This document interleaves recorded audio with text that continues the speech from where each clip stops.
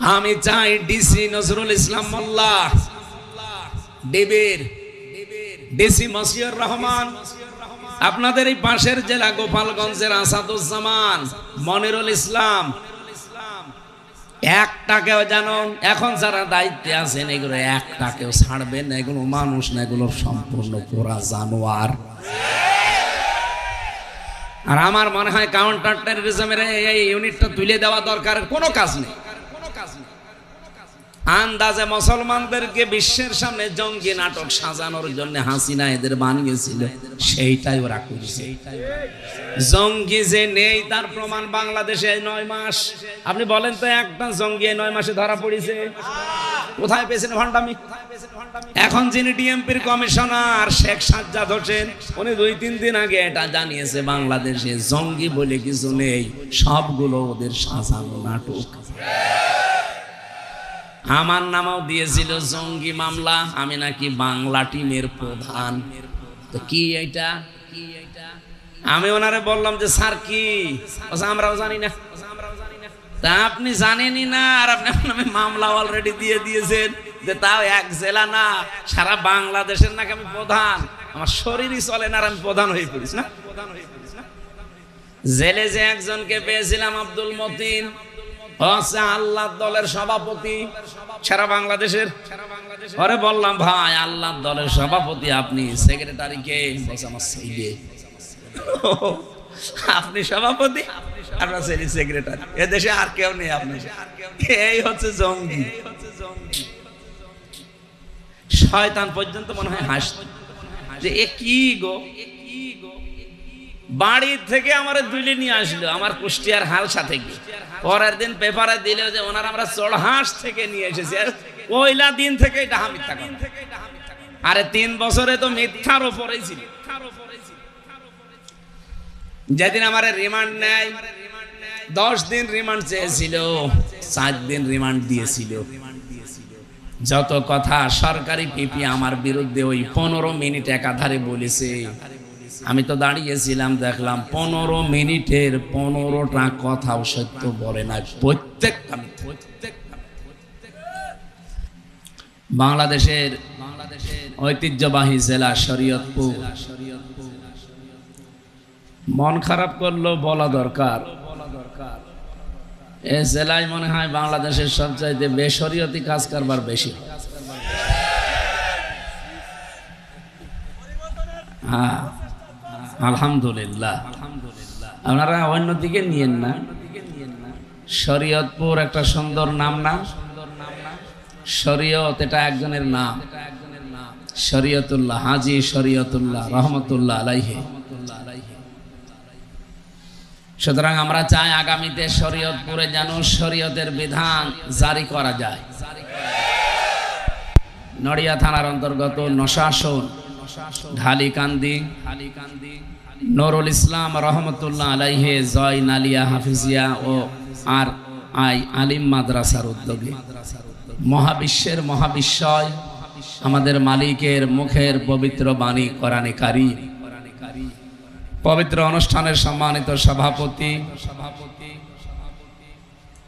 বিশিষ্ট সমাজসেবক, ব্যবস্থাপনা পরিচালক ও CEO popular life insurance company limited ও সভাপতি বাংলাদেশ ইন্স্যুরেন্স ফোরাম জনাব BM ইউসুফ আলী দামাত বারকাতুহুমুল আলিয়া। মাহফিলের প্রধান অতিথি শরীয়তপুর জেলা বিএনপির সম্মানিত সভাপতি, জাতীয় নির্বাহী কমিটির শ্রদ্ধাভাজন সদস্য, রাজনীতিবিদ, সমাজসেবক, শ্রদ্ধাভাজন বড় ভাই জনাব মোহাম্মদ শফিকুর রহমান কিরণ দামাত বারকাতুহুমুল আলিয়া, বলেন আমিন। এ জেলায় আসলে আমার কারাগারের একজন সাথী, আপনাদের এ জেলার সন্তান জনাব তারেক রহমান সাহেবের PS, শ্রদ্ধাভাজন বড় ভাই আলহাজ মিয়া নুরুদ্দিন অপু। আল্লাহর ওই বান্দার জন্য দোয়া করছি, দোয়া চাচ্ছি, আল্লাহ তাকে হায়াতে তজ্জেবা সিহাতে কুল্লিয়া যেন দান করে। বহু উপকার করেছিল, 3টা বছর এক জায়গায় ছিলাম আমরা। এ জেলার মানুষ না? এতক্ষণ যারা আলোচনা রাখলেন মাওলানা হুসাইন মাহফুজ চুয়াডাঙ্গা, মাওলানা আলী আকবর মিফতা আপনাদের এই জেলার সন্তান, হাফেজ মাওলানা ওমর ফারুক, মাওলানা মাহবুবুর রহমান, বিশেষ অতিথি বাংলাদেশ জামাতি ইসলামী। এই নামটা বললে আমার কেমন যেন আনন্দ লাগে, অথচ এই নামটাকে কলুষিত করে রেখেছিল প্রায় 54 বছর। বিশেষ করে 15.5 বছরে এই নামটাকে আন্দাজে একটা দোষ দিয়ে কলুষিত করে রেখেছে। ভুল বোঝা যাবে না ভাই। বাংলাদেশ জামাতি ইসলামী এ শব্দটা শুনলে হয়তো আপনার কাছে খারাপ লাগতে পারে, আমার কাছে ভালো লাগে। শরীয়তপুর জেলা শাখার সম্মানিত আমির, আমাদের শ্রদ্ধাভাজন ব্যক্তিত্ব, হাজারো আলেমের উস্তাদ অধ্যক্ষ মাওলানা আব্দুর রব হাশেমি, আতালাল্লাহু উমরাহু ওয়া বারাকাল্লাহু ফি হায়াতি, আমিন। এ মাহফিলে যত মানুষের নাম দিয়েছে, এতে একটা একটা করে দোয়া করতে গেলে আমার হাঁপলি গেছে। আর আমার মনে হয় একবারে দোয়া করে দিই নাকি? হ্যাঁ, রাফা'না লাকা যিকরা। এদের সম্মান মর্যাদা আল্লাহ দুনিয়া আখিরাতে যেন আরো বাড়িয়ে দেয়। বিশেষ করে মাহফিল যার মাধ্যমে এসেছি, অধ্যক্ষ আলহাজ মোহাম্মদ আবুল খায়ের দামাত বারকাতুহুমুল আলিয়া ভাই বহু কষ্ট করেছে আমার পেছনে। আসলে সময় দেওয়া কঠিন হয়ে পড়ছে। সারা দেশ তো আপনাদের শুধু শরীয়তপুর তো একটা জেলা, এরকমই জেলা বাংলাদেশে আছে 64টা। এরপরে বাইরের দেশগুলোতে আমি প্রায় এখন নিয়ে যাচ্ছে বাইরে, এই জন্য দেশে সময় দেওয়া কঠিন হয়ে পড়ছে। হয়তো আমরা এই মাহফিলটা ফেব্রুয়ারি মার্চে করতাম, তো সময়টা কভার করতে পারি না, এই জন্য একটু পিছিয়ে গেছি। আগামীতে এই সমস্ত জেলায় যদি আসি কোনো জায়গায়, শীতের সময় আসবো, কারণ এই গরমের সময় একটা রিস্ক হয়ে যায়, কখন বৃষ্টি নেমে পড়ে। এত বড় বিশাল আয়োজন করে যেখানে লক্ষ লক্ষ টাকা খরচ, আর কি কষ্ট করে আমরা আসি। আপনারা আসেন, এই মানুষগুলো যদি কিছু কথা শুনতেই না পারে, আগামী থেকে এক জেলায় 1-2টা করে আসবো, শীতের সময় আসবো, যে কয়টা কভার হয় ইনশাআল্লাহ। সামনে বসা মুসলমান ভাইরা, পর্দার আড়ালের সম্মানিতা মা এবং বোনেরা, প্রশাসনের ভাইরা, প্রাণ প্রিয় শরীয়তপুরবাসী, আল্লাহর দরবারে শুকরিয়া জানাচ্ছি যিনি আমাদেরকে মুসলমানের ঘরে পাঠিয়েছেন। মিফতা ভাই এই কথাই বলছিলেন মনে হয়, ওয়ালা তামুতুন্না ইল্লা ওয়া আনতুম মুসলিমুন, তোমরা মুসলমান না হয়ে মরো না।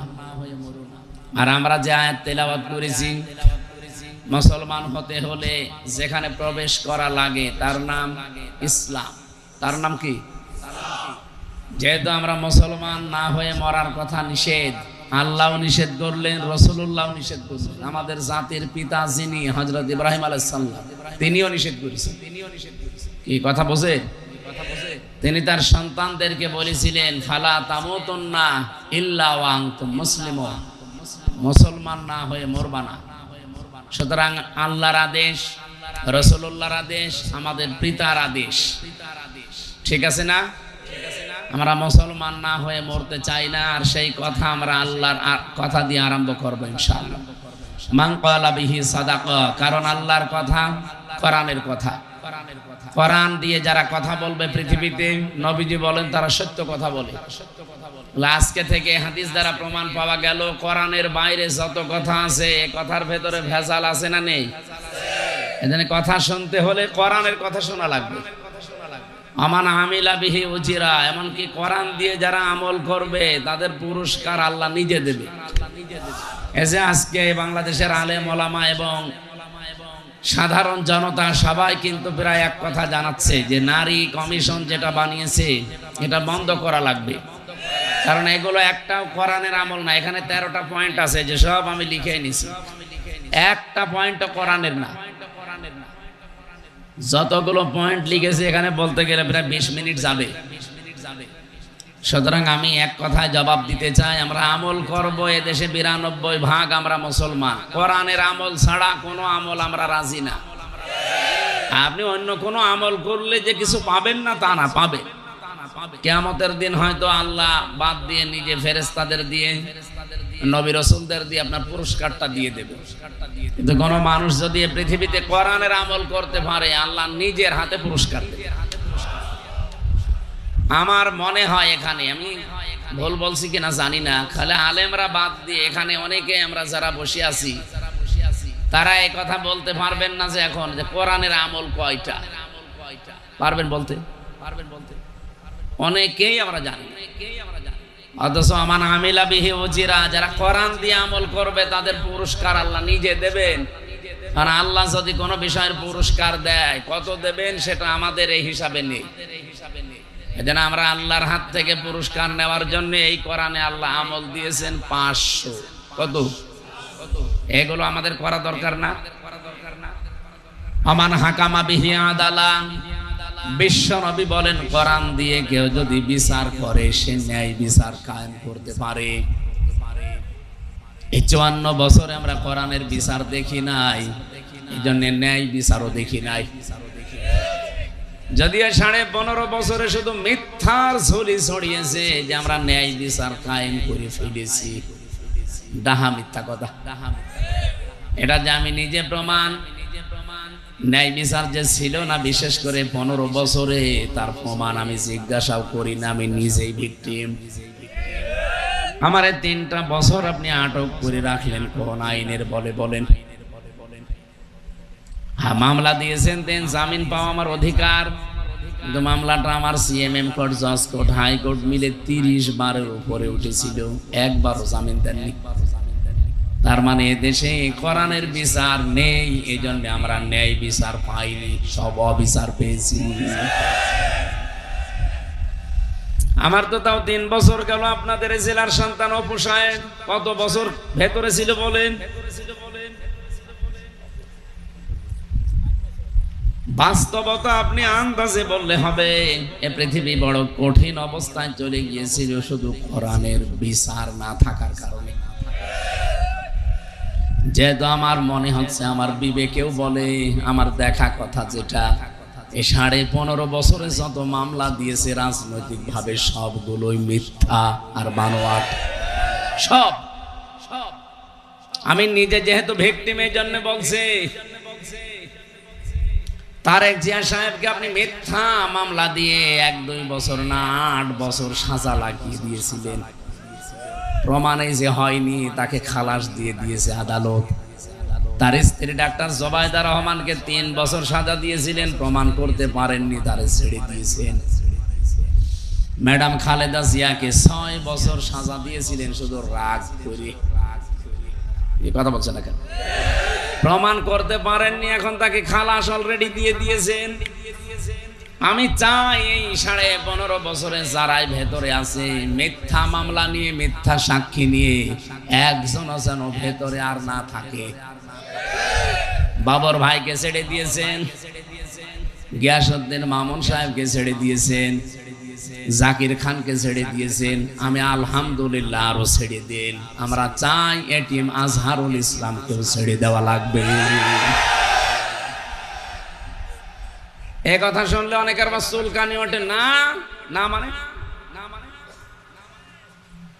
তার যে সাক্ষ্যের ভিত্তিতে আপনি আটক করে রেখেছেন, একটা সাক্ষী নাকি দেখেছে 6 কিলোমিটার দূর থেকে, একজন 3 কিলোমিটার, একজন 1.5 কিলোমিটার, 6 কিলোমিটার দূর থেকে যে সাক্ষী দেখলো, ও কি বাস পাখি। ও পাওয়ার কত ছিল চোখের বলেন তো? এগুলো সব মিথ্যা বানোয়াট। শুধু একজন মানুষের হিংসার প্রতি হিংসার শিকার হয়ে দেশের হাজারো মানুষের জীবন নষ্ট হয়ে গেছে।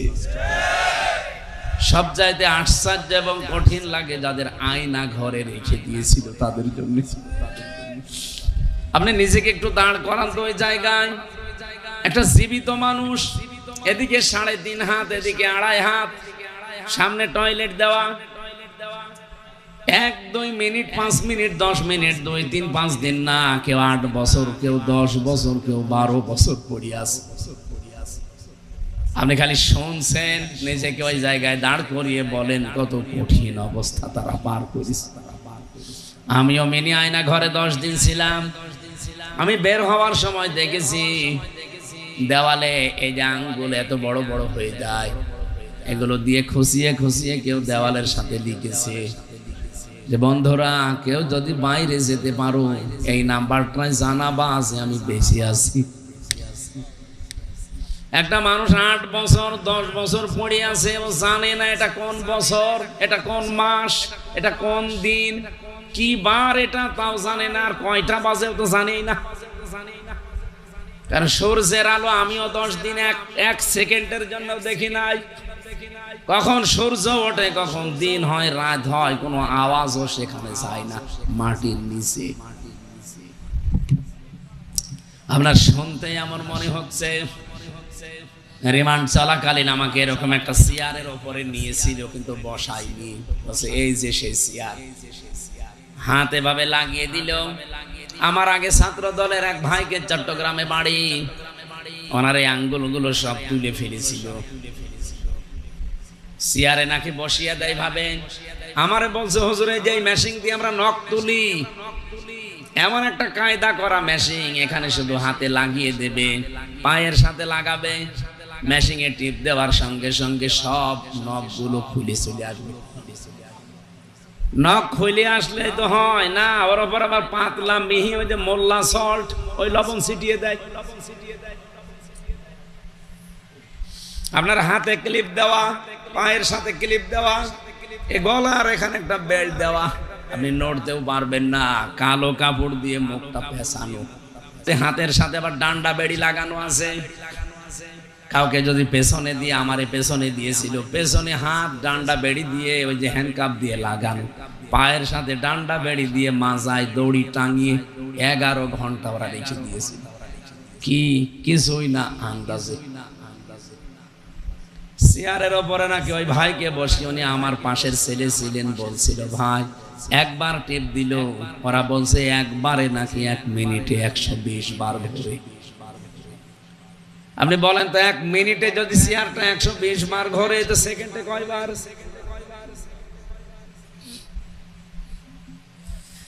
এই ছিল বাস্তবতা। মুফতি ফখরুল সাহেব আমার সাথে ছিলেন একই জায়গায়, উনি আমারে কানতেন আর বলতেন ভাই এই পায়ের ভেতরে হাত দিয়ে এভাবে, পায়ের ভেতরে এভাবে হাত দিয়ে, সামনে লোহার ব্যারিকেড দেওয়া, হাত হ্যান্ডকাপ লাগিয়ে 1 দিন 2 দিন না 3 বছর একাধারে রেখে দিয়েছে। শুয়ে থাকে মানুষ, এটা যে কি আমি ভুলে গিয়েছিলাম। মানুষ যে শুয়ে থাকে এটা যে কত আরামের, কত শান্তির, আমি ভুলে গিয়েছিলাম। 24 ঘন্টা এভাবে বসে থাকা, তাও স্বাভাবিক ভাবে না, পায়ের ভেতরে হাত লাগানো, আবার হাতের সাথে হ্যান্ডকাপ দেওয়া, বেশি নড়াচড়া করলে কেটে যাবে। 1.5-2 মিনিট সময় দিত শুধুমাত্র টয়লেট করার জন্য। সকালবেলা কয়েকটা পচা ছোলা দিয়ে যেত, দুপুর বেলা 1 মুঠ ভাত দিয়েছে, তাও মনে হচ্ছে কেউ মাখিয়ে দিয়েছে। আমি নিজে 10 দিন ওইটাই খেয়েছি। আমার মনে হয় ওই 10 দিনে আমার যে কাবু হয়ে গেছি, এখনো পর্যন্ত এই 3 বছরেও শরীর স্বাভাবিক হচ্ছে না। ওই 10 দিনের জের আমার 10 বছর জীবন থেকে নষ্ট করে দিয়েছে। ওই দিন থেকে আমার মাথায় যে ব্যথা, এখনো পর্যন্ত গাড়িতে এই যে প্রায় 4-5 ঘন্টা খরচ করে আসলাম কুষ্টিয়া থেকে, বসতে পারি না, আমার শুয়ে থাকা লাগে, 2 সিট ভেঙে আমার শুয়ে পড়া লাগে। অথচ এখন বয়স মাত্র আমার 33 বছর, 92 সালে আমার জন্ম। এই যুবক বয়সে ঘোড়ার মতো টকবক করা দরকার না, অথচ আমার শরীরই চলে না। কি খাওয়িয়েছে না খাওয়িয়েছে 3টা বছর, তাও তো অপু ভাই পাশে ছিল, অনেক উপকার পেয়েছি খাবারের বিষয়, আল্লাহ মিলিয়েছিল। উনি না থাকলে আমার আরো বহু কষ্ট বেড়ে যেত। আল্লামা মামুনুল হক আমার সাথে ছেলে ছিল। এ ভাইয়ের ঋণও আমি শোধ করতে পারবো না। যত মানুষ উপকার করেছে, এই 2টা মানুষ, বিশেষ করে আল্লামা মামুনুল হক, মিয়া নুরুদ্দিন অপু, আল্লাহ দুনিয়া আখেরাতে সর্বোচ্চ পুরস্কার যেন তাদের দান করেন, বলেন আমিন। শরীয়তপুর বাসে শুধু শুনলেন, কেমন লাগছে বলেন তো নিজেকে ওই জায়গায় দাঁড় করালেন, অথচ আমি ফেস করে এসেছি ওইটা।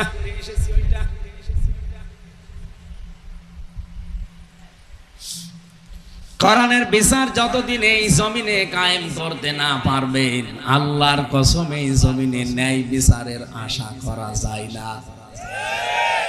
নারী কমিশন যে 13টা পয়েন্টের উপরে কথা বললেন, তার একটা ছিল 7 নম্বরে এইটা যে দেহ আমার, সিদ্ধান্ত আমার। এটা পুরা কোরআনে কারিমের বাইরে। 1500 বছর আগে আল্লাহ জানিয়েছেন, আলাহুল খালাক ওয়াল আমর তাবারাকাল্লাহু রাব্বুল আলামিন। সূরা আরাফের 54 নম্বর আয়াতের শেষের দিকে আছে, আল্লাহ পাক বলেন এই জমিন বানিয়েছি আমি, এখানে সিদ্ধান্ত চলবে কার? আরো জোরে বলেন। আপনি কোন কারণে কথা বলেন 92% মুসলমানের দেশে যে দেহ আমার, সিদ্ধান্ত আমার? দেহ আপনার মানে? আমার যে 33 বছর বয়স, বলেন তো আমি 33 বছর আগে উল্লেখ করার মতো কিছু ছিলাম না? আমার বাবার বিয়ে হয়েছে 35 বছর, হয়তো আমি 1 বছর পরে দুনিয়ায় এসেছিলাম।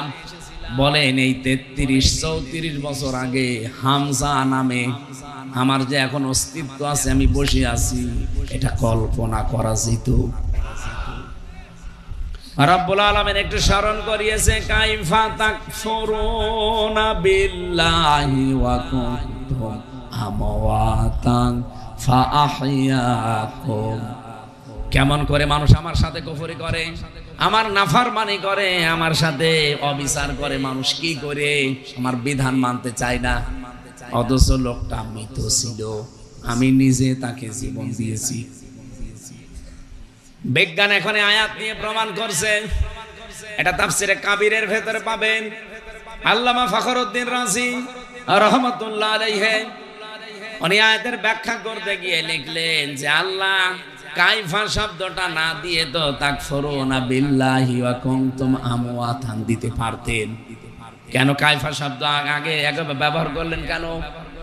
যারা এখানে বালাগাত মানতিক পড়ায় অনেক আলেম বসে আছে, দেখবেন কাইফা শব্দটা প্রায় 7টা বা 11টা অর্থে আমি পেয়েছি। তার একটা অর্থ আছে, কাইফা আল্লাহ ব্যবহার করেন ওই সমস্ত শব্দের আগে, ওই কথা বলার আগে যেই কথা আল্লাহ নিজেও বিশ্বাস করতে পারেন না, মানে আল্লাহরও বিশ্বাস হতে চায় না, এরকম কোন কথা বলার আগে কাইফা বলা লাগে। বলেন তো এখন যদি কেউ বলে আমির হামজা 1 ঘন্টা আগে জেনা করে আসলো, আপনি বিশ্বাস করবেন? যারা চুপ করে আছেন, আপনার কি মনে হচ্ছে যে আমি করে আসলাম? কি বুঝলেন এখান থেকে বলেন তো? যে আমার মতো একটা কাঠ মোল্লা, আমি কাঠ দিয়ে মনে হয় বানানো, আমার মতো একটা কাঠ মোল্লা এতটুকু হুজুর যদি জেনা করে এসেছে, আপনি বিশ্বাস না করেন, আল্লামা দেলাওয়ার হোসাইন সাইদি জেনা করেছে, এটা আপনি বিশ্বাস করেন কি? 1 কোটি হামজা এক জায়গায় করলে তার পশমের সমান খেদমত হবে। সে কোরআন মাথায় নিয়ে পর্যন্ত জানিয়েছিল যে 71-এর একটা কাদা আমার গায়ে লাগে নাই, আর আপনি তার উপরে মিথ্যা তহমত এমন দিয়েছেন, শেষে জেনাকার বানিয়েছেন। এই জন্য বারবার আমার জেলখানায় দেখা হয়েছিল, উনি আমাকে বলতেন, হামজা আমি মারা যাব, শহীদ হব, কিন্তু এই বদনাম নিয়ে আমি মরতে চাই না যে জাতি জানবে আমি জেনাকার। আমি মরতে চাই কিন্তু আমি শহীদ হতে চাই, এই বদনাম নিয়ে আমি মরতে চাই না। শরীয়তপুরবাসী আমার মতো একটা ছোট মানুষকে এই অপবাদ দিলে আপনি বিশ্বাস করতেছেন না, অথচ কোরআনের পাখি 50টা বছর যিনি কোরআন প্রচার করলেন সারা দুনিয়ায়, তাকে এই মিথ্যা তহমত দেওয়ার পরেও অনেকে দেখে বিশ্বাস করে। রিমান্ডে আমি 10 দিনে অন্তত 8 দিন তাকে আমারে সঙ্গে সঙ্গে তারেও ওই অফিসাররা গালি দিত। আমারে গালি দিবেন দেন, আমার মামলা যদি রিলেটেড হয় দেন, আপনি সাইদি সাহেবকে টেনে এনে গালি দেন কেন? এই যে কোরআন শরীফ আমার সামনে, মোবাইলে মহিলা কণ্ঠ এমন ভাবে রেকর্ড করে এডিটিং করে ওনার কণ্ঠের সাথে লাগিয়ে, যেটা স্বামী স্ত্রীও বলে না, এরকম নিকৃষ্ট কথা 8-10 মিনিট 15-20 মিনিট আমারে শোনাতো। এই দেখ, তাও যদি ভালো ভাষায় বলে যে হুজুর দেখেন কি, এই দেখ তোর হুজুর কি করেছে। অথচ BCS cadre, SP, SP, DC. আমি চাই ডিসি নজরুল ইসলাম মোল্লা, ডিবির ডিসি মশিউর রহমান, আপনাদের এই পাশের জেলা গোপালগঞ্জের আসাদুজ্জামান, মনিরুল ইসলাম, একটাকেও জানো এখন যারা দায়িত্বে আছেন এগুলো একটাকেও ছাড়বেন না। এগুলো মানুষ না, এগুলো সম্পূর্ণ পুরা জানোয়ার। আর আমার মনে হয় কাউন্টার টেররিজমের এই ইউনিটটা তুলে দেওয়া দরকার, কোনো কাজ নেই। আন্দাজে মুসলমানদেরকে বিশ্বের সামনে জঙ্গি নাটক সাজানোর জন্য হাসিনা এদের বানিয়েছিল, সেইটাই ওরা করেছে। জঙ্গি যে নেই তার প্রমাণ বাংলাদেশে 9 মাস। আপনি বলেন তো একটা জঙ্গি 9 মাসে ধরা পড়েছে? কোথায় পেয়েছেন ভণ্ডামি? এখন যিনি ডিএমপির কমিশনার শেখ সাজ্জাদ হোসেন, উনি 2-3 দিন আগে এটা জানিয়েছে বাংলাদেশে জঙ্গি বলে কিছু নেই, সবগুলো ওদের সাজানো নাটক। আমার নামও দিয়েছিল জঙ্গি মামলা, আমি নাকি বাংলা টিমের প্রধান। তো কি এটা? আমি ওনারে বললাম যে স্যার কি? আমরাও জানি না। তা আপনি জানেনই না, আর আপনি নামে মামলা অলরেডি দিয়ে দিয়েছেন, যে তাও এক জেলা না, সারা বাংলাদেশের নাকি আমি প্রধান। আমার শরীরই চলে না আর আমি প্রধান হয়ে পড়িস না। জেলে যে একজনকে পেয়েছিলাম আব্দুল মতিন, আল্লাহ দলের সভাপতি সারা বাংলাদেশের, পরে বললাম ভাই আল্লাহ দলের সভাপতি আপনি, সেক্রেটারি কে? আমার ছেলে। আপনি সভাপতি, আপনার ছেলে সেক্রেটারি, এদেশে আর কেউ নেই আপনার। এই হচ্ছে জঙ্গি। শয়তান পর্যন্ত মনে হয় হাসত যে এ কি গো, বাড়ি থেকে আমার দুলে নিয়ে আসলো আমার কুষ্টিয়ার হালসা থেকে। পরের দিন পেপারে দিল যে ওনার আমরা চড়হাঁস থেকে নিয়ে এসেছি। আর পয়লা দিন থেকে এটা মিথ্যা কথা। আরে 3 বছরে তো মিথ্যার উপরেই ছিল। যেদিন আমার রিমান্ড নেয়, 10 দিন রিমান্ড চেয়েছিল, 4 দিন রিমান্ড দিয়েছিল। যত কথা সরকারি পিপি আমার বিরুদ্ধে ওই 15 মিনিট একাধারে বলেছে। আমি তো দাঁড়িয়েছিলাম, দেখলাম 15 মিনিটের 15টা কথাও সত্য বলে না, প্রত্যেকটা। আমি আবার বলছি এই কমিশন এটা বাদ দেওয়া লাগবে। আজকে বাংলাদেশের সব আলেম ওলামা মুসলমানেরা এই দাবি জানিয়েছে, আমরাও এই দাবি জানাতে চাই। নীতিমালা না, এই কমিশনই বাদ দিয়ে দেন। ওদের দরকার কি কমিশন তৈরি করা? কমিশন তো আল্লাহ কোরআনে 1500 বছর আগে বানিয়ে দিয়েছে। আইন তৈরি করার ক্ষমতা পৃথিবীর কারো? বলেন বলেন, এটাকে আমি বানালাম? সূরা আলে ইমরান 4 নাম্বার পারা 4 নাম্বার লাইনের 154 নাম্বার আয়াতের মাঝের অংশে আছে, ইয়াকুলুনা হাল্লানা মিনাল আমরি মিন শাইইন। হে নবী, মানুষ যদি আপনাকে বলে যে আমরাও কোনো নিয়ম নীতি আইন কানুন তৈরি করতে পারি, আপনি বলেন কুলিন্নাল আমরা কুল্লাহু লিল্লাহ। না, আইন তৈরি করবে শুধুমাত্র কি? আরো জোরে বলেন, বলেন। আইন এই দুনিয়ায় কেউ তৈরি করতে পারে? কিরণ ভাই প্রথমে কথা বলার সময় বলেছে যে দুনিয়া আখিরাত মিলে আপনি কথা বলবেন, আমরা শুনতে চাই। আপনি আগে শোনেন, যদি না মানেন ওটা আপনার ব্যাপার। শোনার পরে যদি মানতে না পারেন এ দোষ কার? আল্লাহ। আল্লাহ বলছেন মানুষ আপনাকে জিজ্ঞাসা করবে যে আইন তৈরি আমরা করতে পারি। এই যে নারী নীতি দিয়েছেন আপনারা, এগুলো তৈরি করার ক্ষমতা পৃথিবীর কারণে, যা বানানোর দরকার সব বানিয়ে দিয়েছেন কে? সারা জীবন একটা কথা কিন্তু আমরা শুনছি যে শিরিক। শোনেননি? কোন মানুষ যদি নিজের জীবনকে শিরিক এবং জুলুম মুক্ত করে রাখতে পারে, ব্যক্তি, পরিবার, সমাজ এবং রাষ্ট্র আমার আল্লাহ নিরাপত্তার চাদর দিয়ে ঢেকে দেয়। আজ আমাদের দেশে নিরাপত্তাহীনতা চলে আসতেছে, বিশেষ করে আমাদের এই প্রতিবেশীদের কারণে। আমাদের এই কুখ্যাত নিকৃষ্ট এই পৃথিবীর জঘন্যতম প্রতিবেশী ইন্ডিয়া, এই ভারত প্রতিবেশী হওয়ার কারণে আমাদের কপালে আগুন লেগেছে। এরা না হয়ে যদি আমরা পৃথিবীতে কোন মহাসাগরের মাঝখানেও বাস করতাম, তাও এত ঝামেলায় পড়তাম না। এই 54 বছরে আমরা দাঁড়াতে পারি না শুধুমাত্র এই কোলাঙ্গার প্রতিবেশীদের কারণে। এত মিথ্যা কথা যে ওরা বলে। এই যে কিছুদিন আগে মাইক্রোসফট রিপোর্ট দিয়েছে 257টা দেশ নিয়ে। 257 দেশের রিপোর্ট আমি পড়ে দেখলাম, তামাম পৃথিবীতে সবচাইতে বেশি মিথ্যা তথ্য সরবরাহ করে ভারত। কলকাতার এক সাংবাদিক আছে না, মলম সাংবাদিক, কি জানো না, ময়ূখ। আমার মনে হয় ওরা যদি আমি সামনে পাই, 1 হাত না 2 হাত দিয়ে চড়বো। ওই শয়তানের একবার মুসলমানে দেওয়া দরকার। এত মিথ্যা কথা আর বানিয়ে বানিয়ে কথা বলতে পারে শয়তান। আমার মনে হয় এই বাংলাদেশের হকারও অত নিকৃষ্ট না। কথা বলেন না কেন? হকাররা তো তাদের ঔষধ বিক্রি করার জন্য বিভিন্ন সময় একটু আউল ফাউল বলে, ওর মতো বলেন। ও যত মিথ্যা কথা, যত মিথ্যা তথ্য পরিবেশন করে।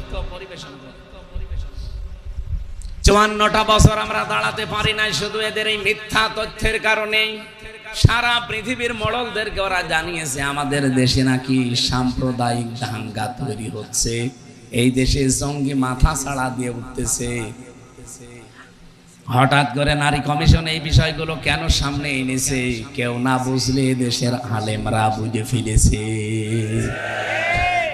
সারা দুনিয়া এখন দেখছে দেশটা ইসলাম এবং মুসলিম যারা, এ মানুষগুলো এখন উঠতেছে উপরে। আগস্টের 5 তারিখের আগে এই দেশে 100 জনের 15 জন মানুষ বলতো আমরা ইসলাম চাই।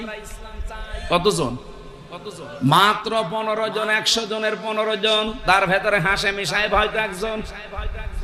কি আপনি জিজ্ঞাসা করেন?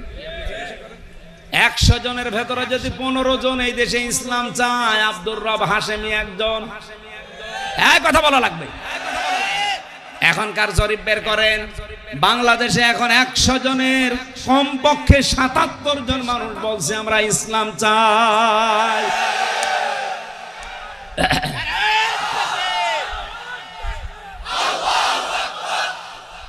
একটা তথ্য যদি ভুল প্রমাণ করতে পারেন, এতক্ষণ যা বলেছি, যা সামনে বলবো, যদি বলেন যে না এই তথ্য ভুল হয়েছে, জীবনে কথা বলবেন।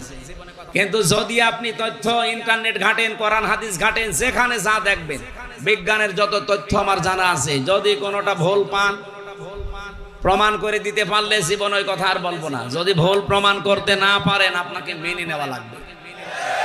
আপনি নিজেও লেখাপড়া করেন না, হামসা বলবে, আপনি মানবেনও না। আপনি কি হয়েছেন? হ্যাঁ, 100 জনের 77 জন মানুষ যখন বলছে আমরা ইসলাম চাই, গোবিন্দ পরামানিকের মতো মানুষ, এটা মুসলমান, কি সভাপতি, সে যদি বলে যে এই দেশে ইসলাম যদি আসে, আমরা অন্য ধর্মের মানুষেরা নিরাপদে থাকতে পারবো, আপনার কি হয়েছে? এই কথাগুলো যখন বিশ্বে যাচ্ছে, এর পেছনে অবশ্যই কোন রাঘব বোয়াল কাজ করছে, যারা হঠাৎ করে মেয়েদের দিয়ে কোরআনের বিপক্ষে এই 13টা পয়েন্ট লিখেছে। আমরা জানাতে চাই, দেশে 92% অন্তত আমরা মুসলমান। 92% লাগবে না, 92 জন যদি মুসলমান আমরা এই দেশে থাকি, কোরআনের বিরুদ্ধে, হাদিসের বিরুদ্ধে একটা পয়েন্ট এ দেশে কায়েম হতে দেওয়া যাবে না। রাজি আছেন না আপনারা? কারা রাজি আছেন দেখে লিল্লাহি তাকবীর। আল কোরআনের আলো সমাধান, নারায়ে তাকবীর, আল্লাহু আকবার। শরীয়তপুরবাসী, আমি যে কথা তুলেছিলাম, আল্লাহ কাইফা শব্দটা ব্যবহার এমন কেন, এমন ভাবে করলেন? আলেমদেরকে বলছি এবার, আমি নিজে যেহেতু পড়ে এসেছি সেইটা শোনাচ্ছি। আল্লাহরও বিশ্বাস হতে চাই না যে হামজা এটা করতে পারে। আল্লাহ বলো না তো মৃত ছিল, বাবার স্ফলিঙ্গ দিয়ে দ্রুত গতিতে যখন ওই পানিটা ওর বাবার নাপাক পানিটা যখন বের হয়ে এসেছে, ফালিয়ানজুরিল ইনসানু মিম্মা খুলিক খুলিকা মিন মাইন দাফিক ইয়াখরুজু মিন বাইনিস সুলবি ওয়াত তারাইব। আয়াতের মাঝে একটু খেয়াল করেন তো, আল্লাহ পাক ইয়াখরুজু মিন বাইনিস সুলবি ওয়াত তারাইব দিয়েছেন। সুলবুন এক বচন, তারাইব বহু বচন। এদিকে তাকান, কোন দিকে তাকিয়ে আছেন? সুলবুন এক বচন দিলেন, তারাইব বহু বচন দিলেন।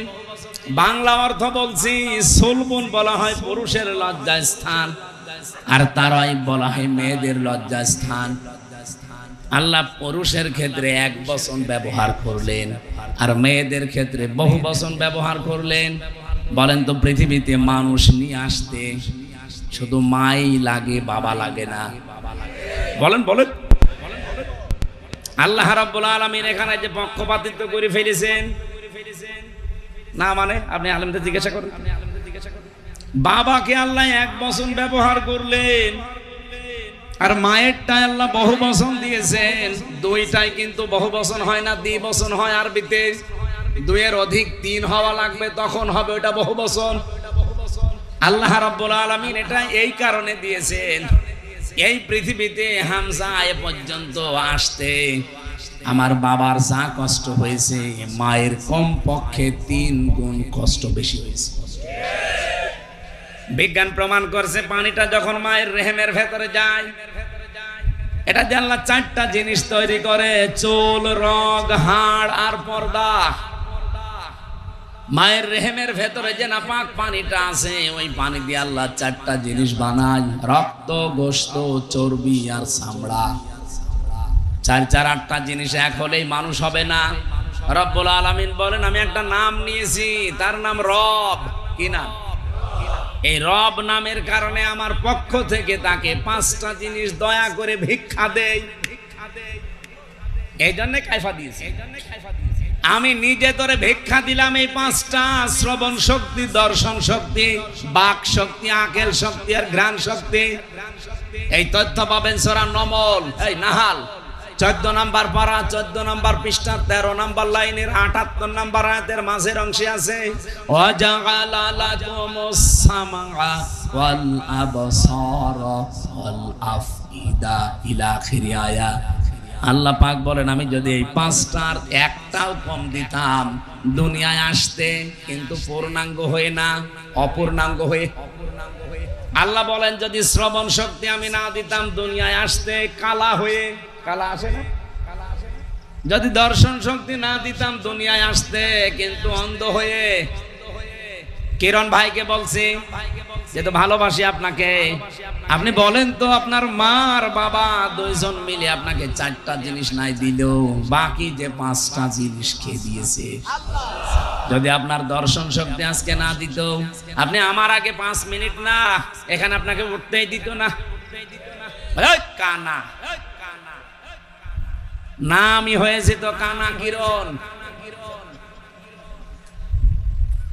আমি হাসির খোরাকি দেয়নি, এটা বাস্তবতা। আমাকে উঠতে দিতেন আপনারা? আরে ভাই, এইটা পাওয়ার কারণেই তো কিয়ামত পর্যন্ত সেজদায় পড়ে থাকা দরকার। আমার কিছু দরকার নেই, আমি চোখ পেয়েছি। কুমিল্লাতে এক বাড়িতে বসে খাবার খাচ্ছিলাম, হঠাৎ বিদ্যুৎ চলে গেল। পাশে এক অন্ধ আমার হাত চেপে ধরেছে। আমরা যাই কারেন্ট চলে গেছে, চিল্লা পাল্লা করছি। আমারে বলছে, হুজুর মাত্র 1.5 মিনিট 2 মিনিট কারেন্ট চলে গেছে, আপনি চিল্লান।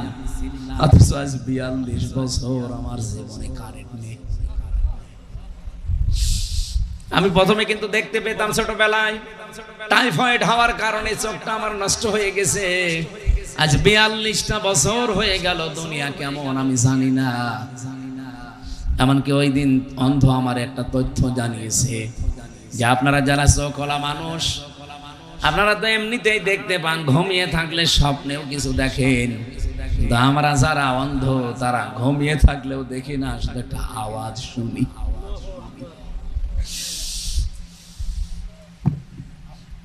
নড়িয়া পাশে জীবনে কিছু না পেলেও কোনো আফসোস নেই, চোখ পেয়েছি, দেখতে পাচ্ছি। কথা বলেন না কেন? আল্লাহ পাক বলেন এই ৮, ৫, ১৩টা জিনিস যখন এক হয়ে যায়, আমি আল্লাহ রাব্বুল আলামিন যেহেতু তোমাদেরকে সরাসরি মাটি দিয়ে বানাইনি, আল্লাহ আমাদেরকে মাটি দিয়ে বানিয়েছেন। বলেন না, কি দিয়ে? মাটির নির্যাস দিয়ে। ওয়ালাকাদ খালাকনাল ইনসানা মিন সুলালাতিন মিন তিন সুম্মা জাআলনাহু নুতফাতান ফি করারিন মাকিন। বলেন আল্লাহু আকবার। মাটির নির্যাস দিয়ে আল্লাহ আমাদেরকে বানিয়েছে। ও শরীয়তপুরবাসী, আমার প্রশ্ন, আল্লাহ মাটি তাহলে বানিয়েছে কি দিয়ে? আপনি কি ঘুমাচ্ছেন? ঘুমিয়ে পড়লে হবে না, এখনো ঘন্টা খানেক সময় দেওয়া যাবে না। এখনই ঘুমিয়ে পড়ছেন মানে বলেন মাটি আল্লাহ কি দিয়ে বানিয়েছে? আপনি গাজীপুরে যান, মৃত্তিকা গবেষণাগারে, মাটিকে দেন, দেখবেন 10টা জিনিস তারা বের করে দেবে। আমি এগুলো বিজ্ঞান থেকে পেয়েছি। অক্সিজেন আছে মাটির ভেতরে, সিলিকন আছে, অ্যালুমিনিয়াম আছে, আয়রন আছে, ক্যালসিয়াম আছে, পটাশিয়াম আছে, সোডিয়াম আছে, ম্যাগনেসিয়াম আছে, নাইট্রোজেন আছে, হাইড্রোজেন আছে। এই 10টা জিনিস আছে মাটির ভেতরে। আপনার মার বাবা দুইজন মিলে 4, 4, 8টা। মাটির ভেতরে গোনা গোনা আছে 10টা। 8 আর 10, বলেন বলেন। এটা ক্লাস চলছে, ক্লাসের মতো ছাত্রের মতো জবাব দিবেন। 18 হয়েছে। আপনি এখন এই তথ্যটা 3.5 হাত বডির ভেতরে যা পাবেন, 5.5 কেজি রক্ত পাবেন, 9,768 প্রকার চামড়া পাবেন এই 3.5 হাত বডির ভেতরে। এক একটা জায়গায় 360টা জোড়া পাবেন, বিভিন্ন জায়গায় জয়েন্ট দেওয়া আছে। এই যে যতটুকু জায়গায় এই আঙ্গুলের ভেতরে 153টা রেখা আছে। এই পৃথিবীর সবচাইতে আশ্চর্য বিষয়, দুনিয়া তৈরি হওয়ার পর থেকে আজকের এই দিন, এখান থেকে কিয়ামত পর্যন্ত সবকিছু যদি মিলে যায়, মানুষের এইটা মিলবে না। আল্লাহ পাক বলেন 8 আর 10 যেহেতু হয়েছে 18, মানুষ তৈরি করতে কমপক্ষে 23টা উপাদানের প্রয়োজন হয়। আমার আল্লাহ নিজের পক্ষ থেকে আমি বললাম কয়টা? 5টা। বলেন বলেন। 18 আর 5 23টা। এই 23টা জিনিস যখন পরিপূর্ণ হয়ে যায়, ফেরেশতারা তখন বলে আল্লাহ এর ছেলে বানাবো না মেয়ে বানাবো? সিদ্ধান্ত দেয় কে? আপনি যে বললেন আমার শরীর আমার সিদ্ধান্ত, কোথায় পেয়েছেন আপনি? আপনার কোন সিদ্ধান্ত চলবে না, সিদ্ধান্ত যা দেওয়ার ওই সে শুরু আরম্ভ করেছেন সিদ্ধান্ত দেওয়াকে। ওয়াল্লাযী ইউসাউবিরুকুম ফিল আরহামি কাইফা ইয়াশা। সূরা আলে ইমরান 3 নম্বর পারা 9 নম্বর পৃষ্ঠা 6 নম্বর লাইনে 6 নম্বর আয়াতের প্রথম অংশে আছে, তিনি সে আল্লাহ যিনি মায়ের রেহেমের ভেতরে তোমাদের আকার আকৃতি তৈরি করেন। এটা কারো কাছে জিজ্ঞাসা করে আল্লাহ করেছেন? বলেন বলেন। কারো কাছে জিজ্ঞাসা করা লাগে নাই, উনি যা ইচ্ছা তাই সিদ্ধান্ত নিয়ে করেছেন। সুতরাং এই সমস্ত আইনগুলো সব ভাওতা, বানানো আইন, এগুলো সব বাতিল করা লাগবে। আমার দেহ আমার সিদ্ধান্ত, এটা কুফরি কথা, এটা আল্লাহর সাথে শিরিক। বলেন না কেন? যেহেতু আমরা আজ নিরাপত্তা হারিয়ে ফেলছি, প্রতিবেশীদের কাছ থেকে এখন নিরাপত্তা আমরা নেই, আর ওদের কাছ থেকে নিরাপত্তায় কেউ নেই। ওদের সাথে মালদ্বীপের মিল নেই। যে কয় আমার সাথে যে হুজুর ছিল মালদ্বীপে, এরপরে শ্রীলঙ্কায়, ওদের পাশাপাশি যত দেশ আছে আপনি দেখেন, একটা দেশ ওদের কাছে নিরাপদ না। মালদ্বীপ নিরাপদ না, শ্রীলঙ্কা নিরাপদ না, ভুটান নিরাপদ না, পাকিস্তান নিরাপদ না, আফগানিস্তান নিরাপদ না, মায়ানমার নিরাপদ না। আমরা হালকা নিরাপদ ছিলাম, বুবু ছিল, বুবু নেই, আমরা বাবু চলে যাওয়ার পর থেকে আমরা নিরাপত্তায় ভুগতেছি। আমার ভাইরা, আল্লাহ রাব্বুল আলামিন সূরা আনআম 82 নাম্বার আয়াত 7 নাম্বার পারা, এটা 17 নাম্বার পৃষ্ঠার প্রথম নাম্বার লাইনে আছে। কি করে নিরাপত্তা পাওয়া লাগে আর নিরাপত্তা দেবে কে, এই কথাটা তিনি জানিয়েছেন। আল্লাযীনা আমানু ওয়া লাম ইয়ালবিসু ঈমানাহুম বিযুলমিন উলাইকা লাহুমুল আমন ইলা আখিরি আয়াত। আল্লাহ পাক বলেন, পৃথিবীতে যারা ঈমান আনবে, ঈমানের দাবি অনুযায়ী ঈমানের সাথে কোনো দিন তারা নিজের ঈমানের সাথে জুলুম এবং শিরিক, এখানে জুলুম মানে শিরিক, এটা যারা মিশ্রণ করবে না, উলাইকা লাহুমুল আমন, আমি আল্লাহ নিজে বলছি এই মানুষগুলোই নিরাপত্তার হকদার। আমাদের নিরাপত্তা রাশিয়া দিতে পারবে না, আমাদের নিরাপত্তা আমেরিকা দিতে পারবে না। এই কথা বলছেন না কেন? আমাদের নিরাপত্তা দেশের কোন দল দিতে পারবে না, আমাদের নিরাপত্তা দিতে পারে শুধুমাত্র কে? এই জন্য আল্লাহর নিরাপত্তা পাওয়ার জন্য বাংলার জনগণ, এটা রেকর্ড হচ্ছে, সারা দুনিয়া চলছে এখন লাইভে, সবাইকে বলছি নিরাপত্তা যদি সত্যি পেতে চান তাহলে ঈমানের সাথে কোনোদিন জুলুম শিরিক মিশ্রণ করা যাবে না। এখন শিরিক কি? সারা জীবন তো শুনছি শিরিক। শিরিক কি? এটা শিরিক বিল জাত হয়, শিরিক বিল সিফাত হয়, শিরিক বিল ইখতিয়ার হয়, শিরিক বিল হুকুক হয়। আপনি শ্রেণী বিন্যাস করবেন, দেখবেন হাদিসের কিতাবে তাফসীরের বর্ণনা আমি 120 প্রকার পর্যন্ত পড়েছি। এক কথায় জবাব দিচ্ছি, শোনেন। শিরিক হচ্ছে আল্লাহ যেটা পারে ওইটা অন্য কেউ পারে, এই কথা বিশ্বাস করার নাম শিরিক।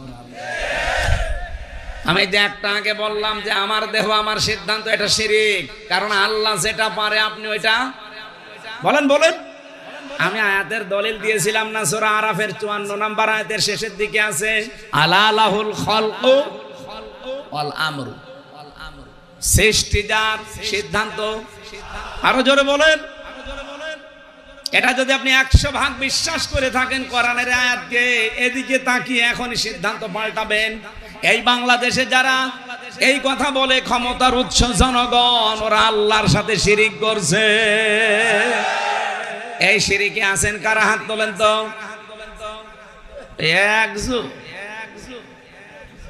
ওর মাথার মনে তার কাটা আছে। না, এই কোন দিকে তাকিয়ে আছে? আজকে সিদ্ধান্ত পাল্টানো লাগবে। আপনি মানতে পারেন না সেটা আলাদা, কিন্তু এই কথা বিশ্বাস করা লাগবে যে জনগণ সমস্ত ক্ষমতার উৎস নয়। ক্ষমতার উৎস কে? আরো জোরে। এইরকম আয়াত কোরআনে 918 জায়গায় আছে যে ক্ষমতার উৎস আমি আল্লাহ। বিভিন্ন কায়দায় আল্লাহ আমাদেরকে বোঝাতে চেয়েছেন, অথচ সেইটা আমরা অনেকে উল্টিয়ে ফেলেছি। এবার আমি আর একটা দিকে যাই। জমিন যেহেতু বানিয়েছে আল্লাহ, হুকুম ও চলার ক্ষমতা আল্লাহ দিয়েছে, আল্লাহ ছাড়া কারো হুকুম চলবে? সুতরাং এই বাংলাদেশে যারা আল্লাহর কোরআনের আইন বাদ দিয়ে অন্য কারো আইন প্রতিষ্ঠা করার চেষ্টায় আছেন, আপনি শিরিক করছেন। আর শিরিক যারা করে তারা মুশরিক। মুশরিকদের জন্য জান্নাত হারাম, জাহান্নাম ওয়াজিব। এই শেষেরটা আমি বানালাম। হ্যাঁ, কোথায় আছে আন্দাজে? সূরা মায়েদা 6 নাম্বার পারা 19 নাম্বার পৃষ্ঠার 12 নাম্বার লাইনে আছে, ইন্নাহু মা ইউশরিক বিল্লাহ ফাকাদ হারামাল্লাহু আলাইহিল জান্নাহ ওয়া মাওয়াহুন নার। যারা শিরিক করবে দুনিয়ায়, 1 নম্বরের শাস্তি তাদেরকে কোনো দিন আমি আল্লাহ জান্নাতে দেব না, জান্নাত হারাম।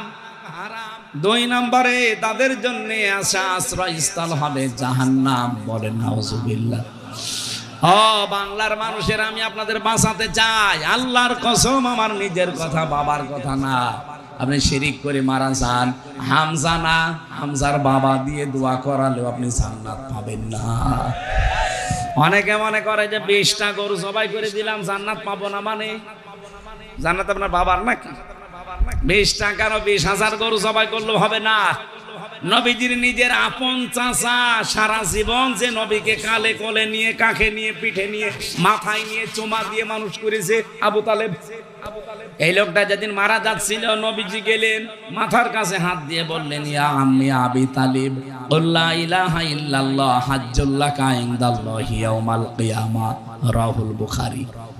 হে চাচা, জোরে বলা লাগবে না, শুধু আমার কানের কাছে মুখটা নিয়ে আস্তে করে বলেন লা ইলাহা ইল্লাল্লাহ মুহাম্মাদুর রাসূলুল্লাহ বলা দরকার নেই, ওটা আমি মেনে নিলাম, শুধু আল্লাহর স্বীকৃতিটা দেন। আপনি যদি জোরে দিতে ভয় পান আস্তে করে বলেন আমার কানের কাছে।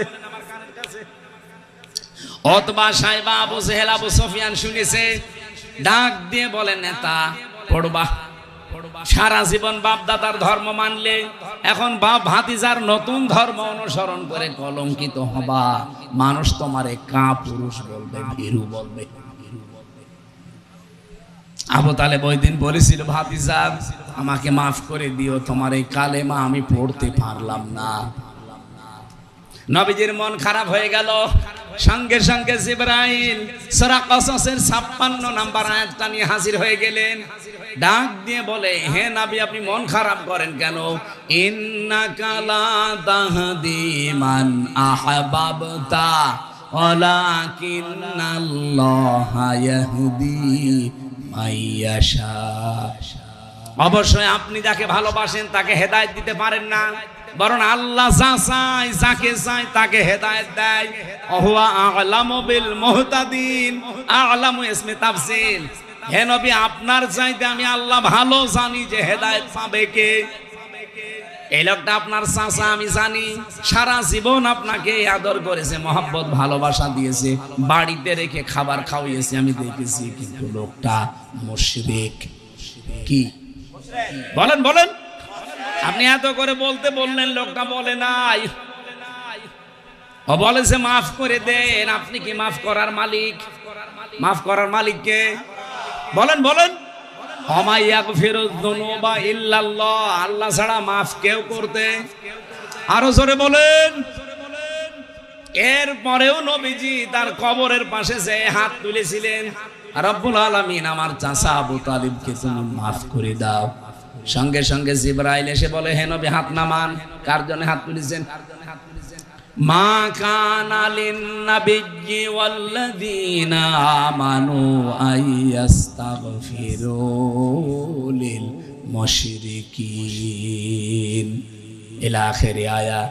সূরা তাওবা 113 নম্বর আয়াত, 11 নম্বর পারা, 4 নম্বর পৃষ্ঠা, 4 নম্বর লাইনে আছে। হে নবী হাত নামান। কার জন্য হাত তুলে আপনি বসে আছেন? এই লোকটা আপনার চাচা আমি জানি। আপনি যদি নবীও হন, এমনকি কোন নবীর জন্য পৃথিবীতে কোন মুমিনের জন্য জায়েজ নেই যে কোন মুশরিকের জন্য আল্লাহর কাছে সে ক্ষমা চাবে, যদিও এটা নিজের নিকটাত্মীয় হয়। শরীয়তপুরবাসী যে নবী জীবনে কোনোদিন হাত তোলা লাগে নাই, মনের ভেতরে কামনা আসলেই কবুল হয়ে গেছে, সেই নবী হাত তুলে বসে আছে, আল্লাহ হাত ফেরত দিচ্ছে।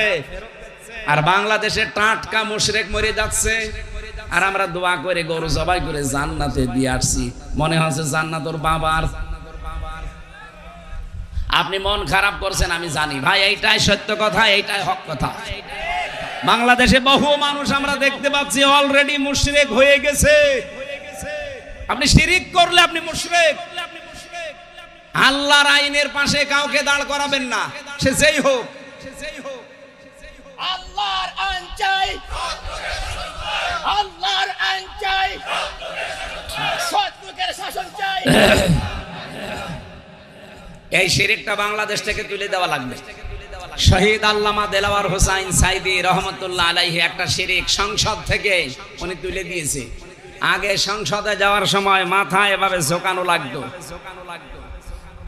যারা আছে এমপি সাহেব জিজ্ঞাসা করে দেখেন, ওই শিরিকটা উনি তুলে দিয়েছিলেন আইন পাশের মাধ্যমে, বিল উত্থাপন করার মাধ্যমে, এখনো বলবৎ আছে।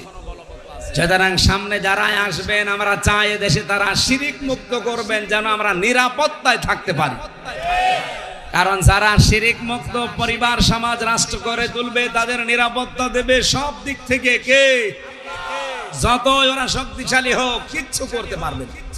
কিছু যদি করতে পারে বড় দেশ হিসাবে ছোট দেশকে, তাহলে শ্রীলঙ্কা কি সিঙ্গাপুরের কিছু করতে পারত। সিঙ্গাপুর বাংলাদেশের তুলনায় এ জেলা কয় কিলো হবে বলেন তো শরীয়তপুর এদিকে ওদিকে? হ্যাঁ, কমপক্ষে 170 কিলো হবে না এদিকে ওদিকে। অথচ সিঙ্গাপুর পুরা আমি ঘুরে দেখেছি মাত্র 42 কিলোমিটার, এইদিক ওইদিকে মাত্র 42 কিলো, তাও সাগরের মাঝে একটা দ্বীপ। এতটুকু একটা দেশ তামাম দুনিয়ায় 10টা দেশের 257টা দেশের ভেতরে তারা 10 নম্বরে আছে। মানে সব দিক থেকে তারা এত উপরে কেন? আমরা ছোট আছি, তাতে কি হয়েছে? ইন্ডিয়া মনে করে আমরা 29 ডবল বড় এদের চাইতে, মায়ানমার বলে আমরা 6 ডবল বড় এদের চাইতে, আর চীন যে কত বড় আমরা তো জানি। এই সমস্ত রাষ্ট্রগুলো যারা মনে করবে যে আমরা বিশাল বিশাল কিছু, আমাদের কাছে চিনুপুটি না, আমাদের নিরাপত্তার মালিক আমরা বিশ্বাস করি, মনে করি কে? আর আল্লাহ বলছেন এটা পাওয়ার জন্য তোমাকে ইমানের সাথে শিরিক আর জুলুম মিশ্রণ করা যাবে না। আর সেটা সবচেয়ে বেশি হয়েছে বাংলাদেশে। আমাদের ইমানে ভেজাল শিরিক আছে না নেই? সব জায়গায় শিরিক। টাকা বিশ্বাসের ভেতরে একেবারে 100% বিশ্বাস, শিরিক ঢুকে বসে আছে। নামাজ পড়ে, রোজা রাখে, হজ করে এসেছে, তাহাজ্জুদ পড়ে, কিন্তু বিশ্বাস আল্লাহর উপরে। আমি ওই যে বলেছিলাম না, আল্লাহ যেটা পারে ওইটা অন্য কেউ পারে, এই বিশ্বাস করার নাম কি? মেয়েদের ভেতরে শিরিক আছে। ওদের যদি একটু অসুখ বিসুখ হয়, যদি সন্তানাদি একটু বিয়ের পরে আর না হয়, ও পাগল হয়ে যায়। হুজুরের কাছে যাবে, আপনাদের সুরেশ্বরী তো আল্লাহর ওলি বসে আছে, এরপরে পাশে এই যে আটরসি বসে আছে, চলে যাচ্ছে সেখানে বউ নিয়ে, বলে বাবা কিচ্ছু চাই না, কি চাও? ছেলে চাই। মনে হচ্ছে ছেলে নিয়ে বসে আছে।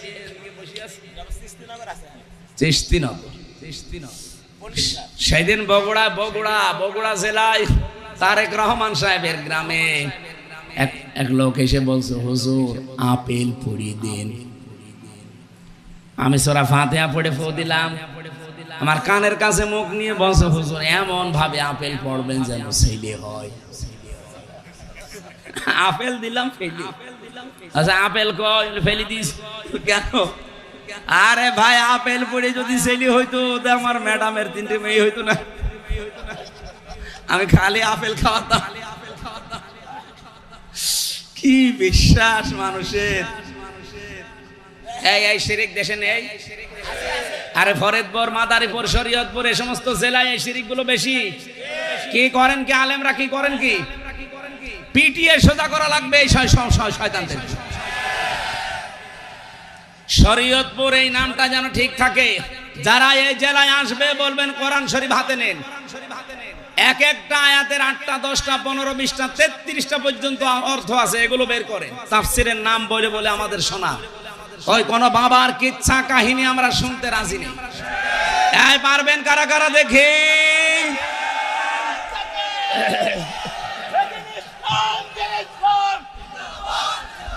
আল কোরআনের আলো সমস্যার সমাধান। ঠিক আছে সম্মানিত ভাইরা, আমরা যে কথা তুলেছিলাম সে কথার সারমর্ম এই, আমান আমিলা বিহি আদালা কি আমান হাকামা বিহি আদালা। কোরআন দিয়ে যারা বিচার করতে পারে তারা ন্যায় বিচার করতে পারবে। 54 বছর আমরা কোরআনের বিচার দেখেছি? দেখি নাই, একটাও দেখি না। যদি দেখতে পারতাম, আপনি বাংলাদেশকে মিনি জান্নাত দেখতে পারতেন। আমি বাইরের দেশগুলোতে গিয়েছি, কোরআনের আইন নেই, শুধু আইন আছে, তাই তাদের দেশে শান্তি। এই যে মালয়েশিয়া, সিঙ্গাপুর, থাইল্যান্ড, এই সমস্ত দেশে কোরআনের আইন নেই 100 মালয়েশিয়াতেও নেই, কিন্তু আইন যা আছে ওই আইনগুলোর প্রয়োগ আছে। এত শান্তি সেখানে বসবাস করে, অথচ 54 বছরও আমরা আজ পর্যন্ত দাঁড়াতে পারলাম না। মালয়েশিয়া 2004 সাল থেকে দাঁড়িয়ে গেছি। কয় বছর হয়? 21 বছরে দাঁড়িয়ে গেল, আর আমরা 54 বছরও দাঁড়াতে পারিনি। এত মারিং কাটিং করলে দাঁড়াবো কি করি বলেন? এত মেরে খেলে দাঁড়াবো কি করি? আমি যে হাদিস পড়েছিলাম, হাদিসের বাংলা কি বলবো? আবার নিজের দিকে টেনে নিয়েন না। আমি হাদিস বলছি, এই দোষ নবীজি নাকি? না মানে আমি তো অ্যাডভার্টাইজ করছি, মানিদ দাগা মালাই সালাহ ফালাইসা মিন্না। এদিকে তাকান, এদিকে তাকান। নবীজি বলেন যেই জিনিস তোমার না, ওই জিনিস যদি নিজের কাছে আয়ত্তে রেখে দাও, দুইটা শাস্তি তোমার ওই দিন থেকে শুরু। এক নাম্বারে ফালাইসা মিন্না, এই যে মাঝখানে ফা আছে, যারা আলেম আছে জিজ্ঞাসা করেন তো ফা না দিলেও অর্থ কিন্তু হয়ে যায়, লাইসা মিন্না বললেও অর্থ হয়ে যাবে, ফা দিলেন কেন? উপরে বর্ণিত এই দোষ যদি কারো ভেতরে থাকে, মাস্ট বি, মুসলিম শরীফের হাদিস, টিকায় পড়েন, 100% আপনার উপরে যে শাস্তিগুলো আল্লাহর নবী বললেন এটা কার্যকর হবে। কি কি পাপ? কি পাপ হচ্ছে যেই জিনিস আপনার না, ওইটা যদি আপনার নিজের আয়ত্তে নিয়ে নেন। আপনার জিনিস না, আপনি নিজের আয়ত্তে ওইটা রেখে দিয়েছেন, ওই দিন থেকে ফালাইসা মিন্না, আপনি নবীর উম্মত আর নেই। বলেন এই 15.5 বছরে যে জিনিসের মালিক আপনি ছিলেন না, সেই জিনিস আপনার আয়ত্তে নিয়েছেন এমন মানুষ নেই। আমার নিজেরটাই তো 32 লাখ টাকা নিয়েছে এই প্রশাসন আমার কাছে, আমার বাবার কাছে, ধরার পরে 10 লাখ নিয়েছে। যেদিন ধরে ওই দিনই বলেছে 50টা মামলা দেবো যদি 10 লাখ টাকা না দেয়। মনে হচ্ছে মামলা ওদের সব রেডি করা আছে, শুধু নাম ঢুকিয়ে দেবে। আমার বাবা তো গ্রাম্য মানুষ, ও ভয়ে এদিক ওদিক করে ধার কবজা করে বেশি কিনে টাকা দিয়ে 8 লাখ দিয়েছি। শয়তানরা কথা ঠিক রাখে না, টাকাও নিয়েছে, পরের দিন একটা মামলাও দিয়েছে। এভাবে এই খাপসায় খাপসায় ওরা টাকা নিয়েছে প্রায় 32 লাখ। আকিস গ্রুপে চাকরি করতাম, তাদের কাছেও নিয়েছে প্রায় 33 লাখ। এই যে টাকাগুলো নিল, এই টাকাগুলোর মালিক কি ওরা? এই কথা বলছে না কেন? আর এখন বিভিন্ন অফিসার মাফ চায়, বলো হুজুর মাফ করে দিয়ে, মাফ করে দিন মানে এই যে তারেক জিয়া সাহেবের গ্রামে গিয়েছিলাম মাহফিলে, আগস্টের 5 তারিখের আগে, ওটা মনে হয় মে মাসে। আমার সব কমপ্লিট, পুলিশ এসে এমন তাড়া দিয়েছে মাঠের ভেতরে, আমি 1.5-2 কিলোমিটার খালি দৌড়িয়েছি। আমার গাড়িটা ধরে নিয়ে থানায় আটক করে দিল। আমার ড্রাইভার পর্যন্ত, আগে যে ড্রাইভার ছিল তারে নিয়ে, এমন মাওলানা আব্দুল বারি ভাই বলে একজন ছিল বগুড়ার, তার পর্যন্ত গাড়ি নিয়ে আটক করে রেখে দেই। আমারে তো আর খুঁজে পাইনি, আমি তো এদিক ওদিক করে এদিক ওদিক চলে গেছি। পরে খবর পাঠিয়েছে যে 1,15,000 টাকা দেওয়া লাগবে। কেন? না দিলে এমন কিছু দেব যে আবার আপনি জেলে যাবেন। কি গো, কেবল বের হয়ে আসলাম 3 বছর পর, আমার এখনো ঘাস শুকায়নি। শেষে বাড়ি ভাই বিভিন্ন জায়গা থেকে ধার কর্জ করে 1,13,000 টাকা দিয়েছি। তারপরে গাড়ি ড্রাইভার ছেড়ে দিয়েছি।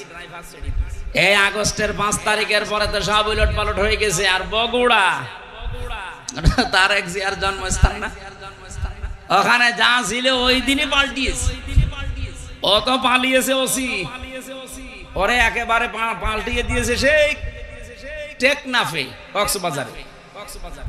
আমি সেদিন সিরাজগঞ্জে মাহফিল করে গোল চত্বরে বসে আছি, কিভাবে খবর পেয়েছে জানি না, এসে আমারে বলছো হুজুর আসসালামু আলাইকুম, কে আপনি? আমি সেই ওসি আবুল কালাম আজাদ। আরে ভাই আপনারই খুঁজতেছি, আসুন। কি হুজুর, ওই যে সেই টাকা নিয়েছিলাম মাফ করে দিয়েছিলাম। মাফ তো করবো, আগে টাকা ফেরত দে। মাফ তো আমি করতে, আমি একেবারে 2 পা খুলে বসে আছি, আপনার মাফ করে দিলাম, খালি টাকাগুলো ফেরত দে। বলছে আমার নামে বিভাগীয় মামলা হয়েছে, আমার ট্রান্সফার করে দিয়েছে, আমি খুব ঝামেলায় আছি, আপনি কোনো মাহফিলে যেন বলে ফেলেন না, তাহলে আমি ওখানেও থাকতে পারি। মানে টাকা কবে দেবেন বলে? সময় নিল 7 দিন, 1 লাখ টাকা ফেরত দিয়েছে। আর বলছে 13,000 টাকা আপনি মাফ করে দিয়েন, আমি মিষ্টি খাবো। ঠিক আছে, যা। বাংলাদেশে পুলিশ টাকা ফেরত দেয়, এটা মনে হয় ইতিহাস। যারা আছে জিজ্ঞাসা করে দেখেন তো, কিরণ ভাইও তো অন্তত এই মামলা মোকদ্দমায় পড়েছে, পুলিশ টাকা নিলে ফেরত দেয়, এটাই বাংলাদেশের প্রথম ইতিহাস। এই আবুল কালাম আজাদ ওসি 5 আগস্টের পরে, আগে হলে আর দিত না, আগে হলে আমার মনে হয় আমার আরো সমস্যা। এখন এই যে মানুষগুলো যা নিল, এ তো বললাম 1 লাখ, আর ওই যে 32 লাখ আর হাকিজের 33 লাখ, ওইগুলো দেবে কে? এই সবগুলো গোপালগঞ্জের মানুষেরা নিয়েছে। কারণ আমার এই 10 দিনের রিমান্ডে প্রায় 7 দফা যারা গেছে, তার ভেতরে প্রায় 5 দফায় গোপালগঞ্জে বাড়ি। এই যে মনিরুল ইসলাম,